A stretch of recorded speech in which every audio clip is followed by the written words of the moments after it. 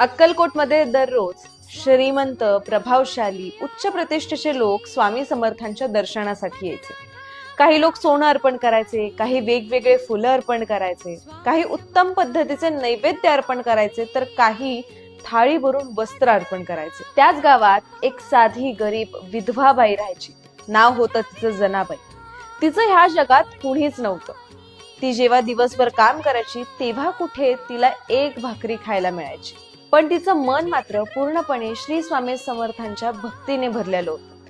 ती रोज उठायची, एका तांब्यात पाणी भरायची आणि चालत चालत जाऊन स्वामी समर्थांच्या मठात स्वामी समर्थांच्या पायाशी ते पाणी ठेवायची. तिला विधवा म्हणणारे, गरीब म्हणून हिणवणारे अनेक जण होते, पण ती कोणालाही न काही बोलता तिचा मात्र एकाच गोष्टीवर विश्वास होता: स्वामींना माझं प्रेम पुरेसं.